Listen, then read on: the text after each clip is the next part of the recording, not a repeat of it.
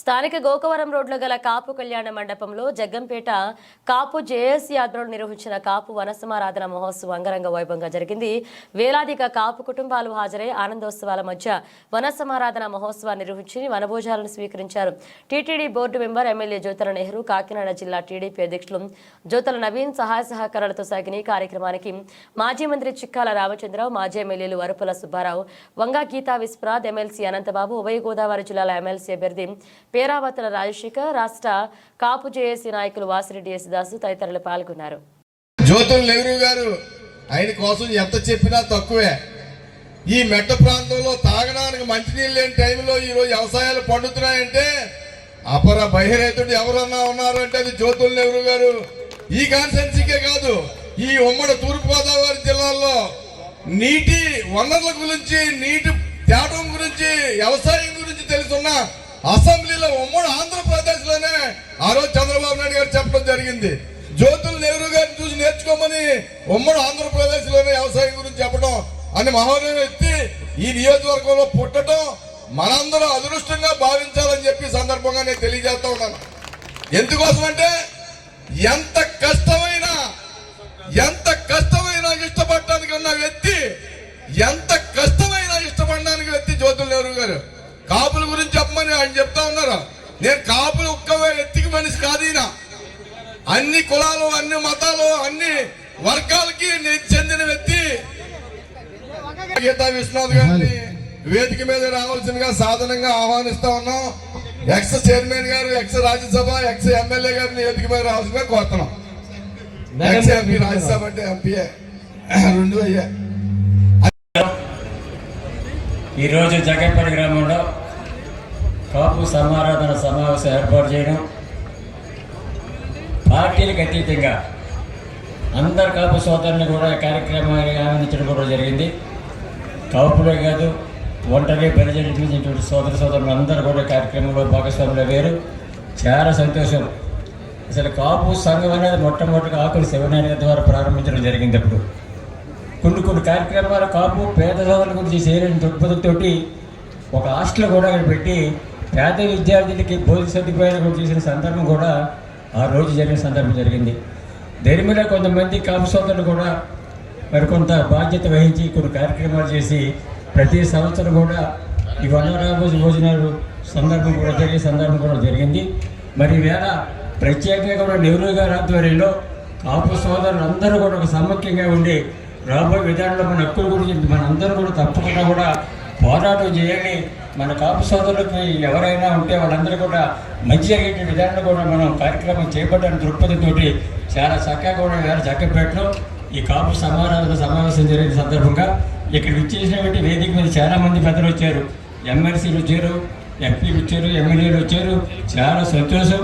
అలాగే చాలామంది పెద్దలు వచ్చినందుకు నిజంగా కూడా ఈ కాకతీయ గ్రామం మనం పెట్టి ముగించామని అనిపించుకోకుండా రాబోయే రోజుల్లో తప్పకుండా కూడా ఈ కాపు సమారాధన విధానం, కాపు సంఘం యొక్క సోదరుల విధానాన్ని కూడా మర్చిపోకుండా కూడా భవిష్యత్తులో అన్ని అవసరాలు కూడా నన్ను ముందుండాలని చెప్పేసి మరొకసారి పెద్ద జగ్గంపేట నియోజకవర్గంలో కాపు, తెలగ, బలిజ, ఒంటరి కులాల యొక్క కార్తీక సమారాధనకు ఇచ్చేసినటువంటి పెద్దలు, ఈనాటి ముఖ్య అతిథి గౌరవనీయులు, మా అందరికీ అత్యంత ఆప్తులైనటువంటి మా నియోజకవర్గ శాసనసభ్యులు జ్యోతుల నెహ్రూ గారికి, ఒక సాంప్రదాయంగా రాష్ట్ర వ్యాప్తంగా జరుగుతున్న విషయాలు మన అందరికీ తెలుసు. మరి ఈ సందర్భంగా ఇది ప్రత్యేకంగా కాపు, తెలగ, బలిజ, ఒంటరి కులాల సమావేశం కాబట్టి ఇతర జోలికి వెళ్ళకుండా మన సంఘీయుల యొక్క సమస్యల మీద మరి అనేక సందర్భాలు ఉద్యమాలు చేసినటువంటి వ్యక్తులు మనం అనేది మనందరూ ఒకటి గుర్తించుకోవాలి. మనం ఏమి చేసినా మన సామాజికంగా ఉన్నటువంటి వెనుకబాటుతనం నుండి ఆర్థిక పరంగా వెనుకబాటుతనాన్ని దృష్టికి తీసుకొస్తూ ప్రభుత్వాల మీద యుద్ధం చేయడం జరిగింది. ఆ రోజు విజయభాస్కర్ రెడ్డి గారు అవనండి, మరి గౌరవ చంద్రబాబు నాయుడు గారి మీద అవనండి, లేదా ఇక్కడ రంగా గారి మీద హత్య జరిగినప్పుడు కానివ్వండి, అనేక సందర్భాల్లో కాపు జాతి ప్రపంచనాన్ని ఈ ఉమ్మడి రాష్ట్రంలో కోరుకుంటున్నాం. తీసుకెళ్ళి మనోళ్ళు ఇక్కడ రాష్ట్ర రాజకీయాలు ఉమ్మడి రాష్ట్రంలో కూడా, ఉమ్మడి ఆంధ్రప్రదేశ్లో కూడా కాపు, తెలగ, బలిజ సహకారం లేకుండా, అలాగే ఒకటి, కాపు తెలగ బలిజ ఒంటరి కులాల సహకారం లేకుండా ఉమ్మడి రాష్ట్రంలోనే కాదు, ఈ రాష్ట్రంలోనే కాదు, ఏ ప్రభుత్వం కూడా ఏర్పడలేదు అన్నది నగ్న సత్యంగా అనేక ఎన్నికల్లో చూపించడం జరిగింది.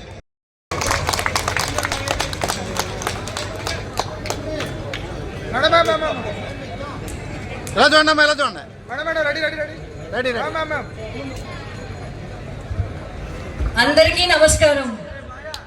కాపు సోదర సోదరీమణులకు, పెద్దలకు, ఇక్కడకు ఇచ్చేసిన కుటుంబ సభ్యులందరికీ కూడా మీ ఆడపడుచుగా హృదయపూర్వక నమస్కారాలు తెలియజేస్తా ఉన్నాను.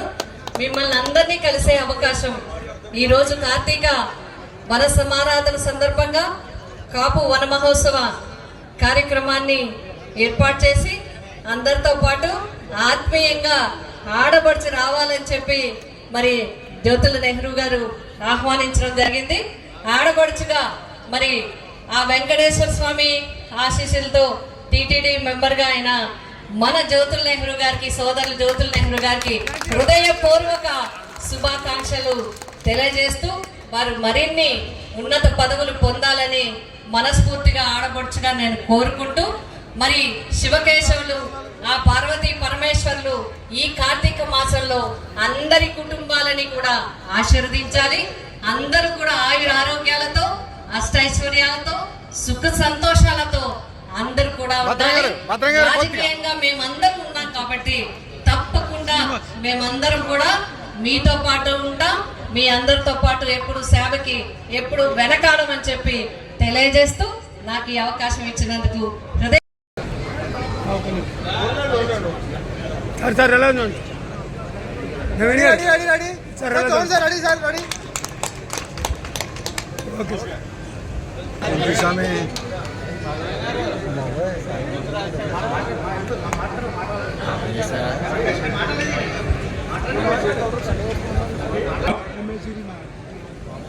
కాపు సోదరి సోదరులందరికీ నమస్కారం.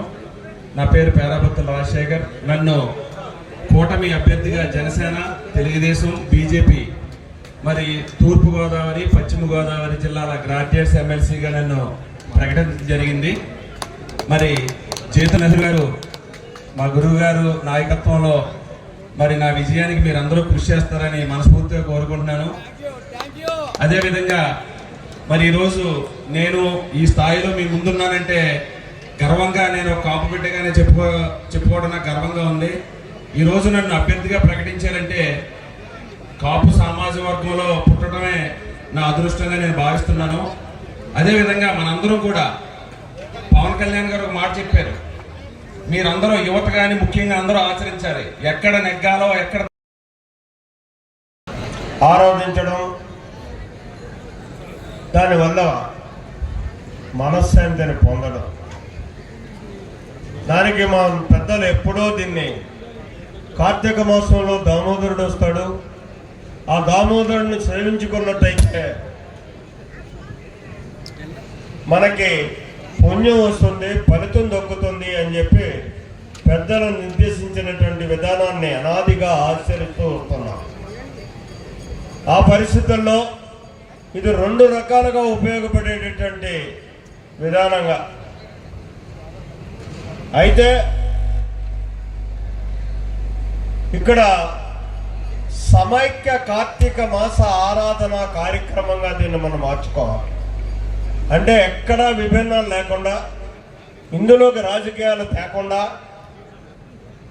మనం ఈ కార్తీక మాస సమారాధనని నిర్వహించుకోవాలనేటటువంటి ఆలోచనతోటే ఇవాళ మనం అన్ని రకాల రాజకీయ నాయకుల్ని కూడా, ప్రముఖులను అందరినీ పిలిచి ఒకే వేదిక మీద చూపించడానికి గల కారణం ప్రత్యేకంగా మనకి రాజకీయాలు కాదు, కాపులంతా సమైక్యంగా ఉండేటటువంటి ఒక రోజు రావాలి. ఆ రావాలి అనుకున్నప్పుడు రాజకీయం చేసుకోండి, మన అవసరాల కోసం సమైక్య పోరాటానికి మాత్రం సంసిద్ధం అవ్వాల్సినటువంటి అవసరం ఉంటుంది. అందుకోసం ఈనాడు ప్రధానంగా దీన్ని భద్రం యొక్క నేతృత్వంలో అందరినీ పిలిచి ముఖ్యంగా మన నియోజకవర్గంలో ఉన్నటువంటి కాపు సోదరులందరినీ వర్గ విభేదాలు లేకుండా పిలిచి, అలాగే మన జిల్లాలో ఉన్నటువంటి పెద్దలందరినీ కూడా ఇక్కడికి వచ్చేలా, అన్ని రాజకీయ పార్టీ పెద్దల్ని ఇక్కడికి వచ్చేలాగా పిలవండి అని చెప్పేసి చెప్పడం, వారందరినీ పిలవడం, వీలున్న వారందరూ కూడా రావడం జరిగింది. ఇక్కడ మా శాసనసభ్యులు తక్కువ వచ్చినటువంటి పరిస్థితి. దానికి కారణం శాసనసభ జరుగుతుంది. ఆ కారణంగా చాలామంది రాలేకపోయారు. అయితే ఇక్కడ నేను అప్పుడు ఎప్పుడు ఏ వేదిక మీద కాపు సమారాధన జరిగే వేదిక మీద చెప్పేది, నేను కాపుని, నా కాపు జాతి యొక్క సంక్షేమం కోసం కట్టుబడి పనిచేస్తాను, అలా అని చెప్పి ఇతర జాతులను ఎక్కడా కూడా ఇబ్బంది పెట్టకుండా వాళ్ళను కూడా నా హక్కును చేర్చుకుని ముందుకు తీసుకెళ్తాను అని చెప్పినటువంటి సందర్భమే అదే ఇవాళ కూడా నొక్కి ఒక్కాడించి చెప్తున్నటువంటి పరిస్థితి. నాకు తెలిసి మొదలుపెట్టింది కాకినాడలో కాపులే. దాన్ని చూసి ఇతర కులాలన్నీ కూడా ఈ వన సమాధానం అన్నది చేసుకుంటున్నాయి. అంటే ఆదర్శంగా ముందు మనం నిలిచాం.